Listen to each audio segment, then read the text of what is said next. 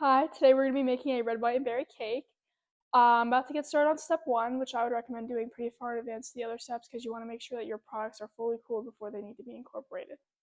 Starting off with the strawberry goo, I did a 1-to-1 ratio with 400 grams of strawberries and 400 grams of sugar. I found this made a little bit more than I needed for the recipe.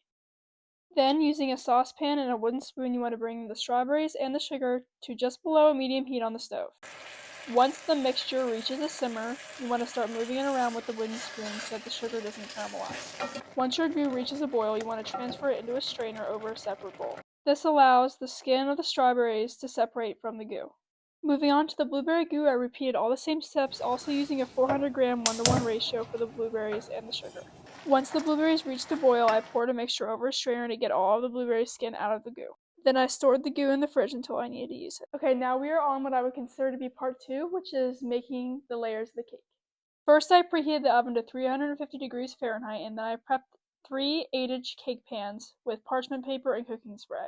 Then I measured out my dry ingredients, which were 500 grams of self-rising flour, 500 grams of sugar, and 1 teaspoon of baking soda. Then I measured out 500 grams of butter and cracked and scrambled 8 eggs. Then I put my dry ingredients, my butter, and my eggs into the stand mixer to combine. Once combined on low, mix on a slightly higher speed for about 1 minute. Then I added in 5 tablespoons of milk and 1 teaspoon of vanilla extract and mixed until just combined. So this step's important because you want to make sure your batter is evenly distributed into all 3 pans. So here I have my scale. I put the pan on the scale and then I press 0 so I can do this for each and every pan and try to get as equal amount of grams of batter in each pan as possible. Then pop the cakes in the oven for about 22 to 26 minutes. Now we're on what I would consider part 3, which is making the icing for the cake.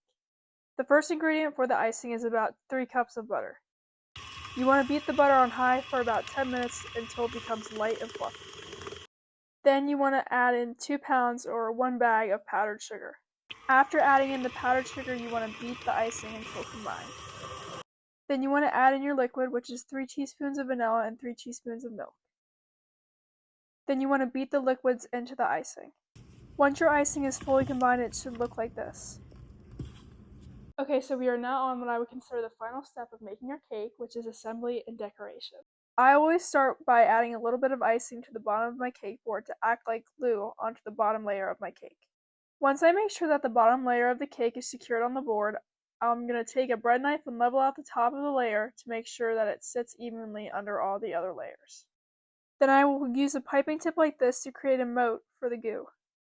Then place the goo in a piping bag and pipe it into your moat. Then level the next layer and place it on top. Repeat all of the previous steps to add the blueberry goo into the cake. Finally, add your third and last layer to the top of the cake. Then I began to ice the cake.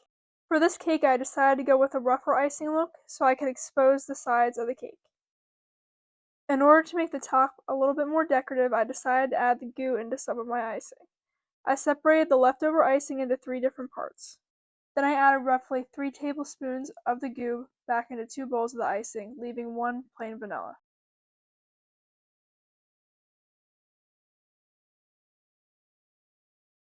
With these different colored icings in an offset spatula, I made little blobs of color on top of the cake to make it more red, white, and blue. After that, I garnished it with some fresh strawberries and blueberries on top. I do like the freshness of the fruit in this cake. Okay, I really liked how tender and moist the cake was. It felt like I was eating a sponge, which was really good, and I would eat it at a party.